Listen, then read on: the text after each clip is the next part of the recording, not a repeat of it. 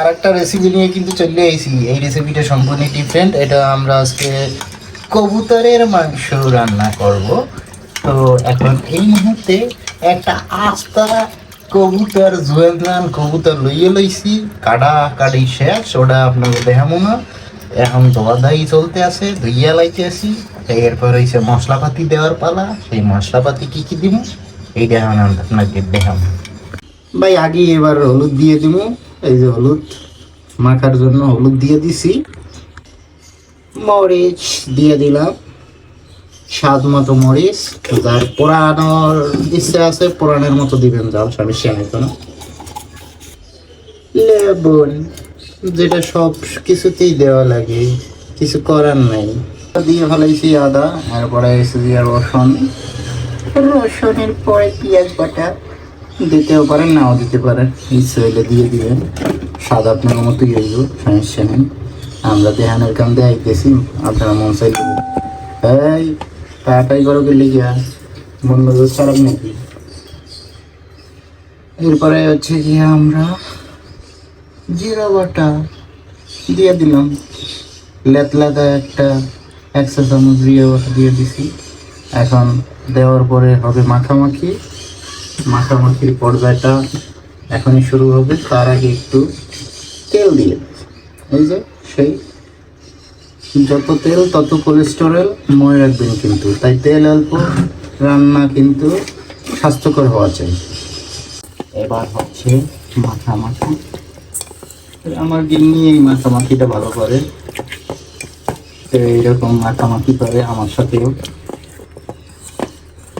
এই যে মাখামাখি করতে আছে, এখনই মনে হইতেছে ভাই সুন্দর একটা ফ্লেভার চলে আসছে, মনে চায় এখনই খাই, কিন্তু এখন তো খাবো না, রান্না করার পরে খাবো। ঠিক আছে, কাম শেষ, রেস্টে দেবো 10 মিনিট। শুরু হয়ে গেছে কিন্তু 10 মিনিট রেস্টে বলছিলাম না, রেস্টের পর কিন্তু চলে এসেছি তেল লইয়া। তেল মারম করই রুপি মাইরে দিছি। এরপর হয়েছে কী কী আইটেম সেটাও আপনাকে কইতে আসি। এখন দিমু তেজপাতা। এই যে তেজপাতা চলে আইছে। এই মালটা কিন্তু এই খালি রান্না করেই ফেলে দিতে হয়, এটাই একমাত্র জিনিস যেটা কোনোভাবেই খাওয়া হয় না, রান্না করার পর ফেলে দেওয়া লাগে। এরপর কি দেব আমরা, জিরা, কয়েকটা জিরা আমরা এর উপরে দিয়ে দিব। এই রেস্টে রাখা জিনিসটা আমরা তার মধ্যে দিয়ে দিচ্ছি। দেওয়ার পরে এটাকে এখন আমরা কী করবো, ভালোভাবে কষাবো। এই যে কষানো চলতেছে, এখানে ভালোভাবে কষাতে হবে। মাংস কষানোর সময় যত ভালোভাবে কষানো যায় ততই কিন্তু মাংসের একটা টেস্ট ভালো পাওয়া যায়।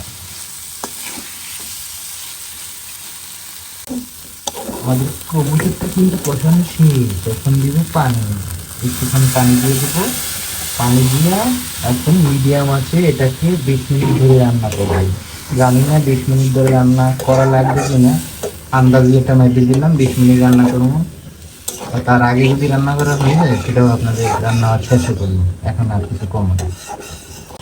এই যে দেখেন দমে রান্না করার পরে জাস্ট এরকম একটা কালার আসছে।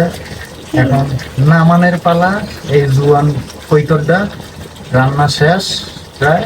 এখন দিব গরম মশলা। গরম মশলা দিয়া এটা একটু নাড়াই ছাড়াইয়া 2-1 মিনিট রাখছি আমরা এটাকে কী করবো, নামাই দেবো। ঠিক আছে, তারপরে হয়ে গেল জুয়ান কবুতর রান্না। তো শেষ। কেমন লাগলো কৈতর রান্নাটা খাইয়ে আপনাকে কমেন্টে জানাই দিবেন কেমন হয়েছে রান্না। হ্যাঁ, তেল দেয় কেসো করে, এগুলো কোলেস্ট্রল, তুলে দেখেন না কাজ হইব না। তেল বেশি হয়ে গেছে, সমস্যা নেই, রান্না খাইয়ে তারপরে করবেন। শোনেন, আপনাকে একটা ট্রিক জানাই দিই। আপনারা যদি দমে রান্না করেন তাহলে কিন্তু এরকম তেল, কোলেস্টেরল এরকম বাইশে উঠবে, কোলেস্টেরলের বাবা তেল বাইশে উঠবে। আর আপনারা যদি দমে রান্না না করেন তাহলে তেল কিন্তু কোনোভাবেই বাইশে উঠবে না, উড়িয়ে দেবে।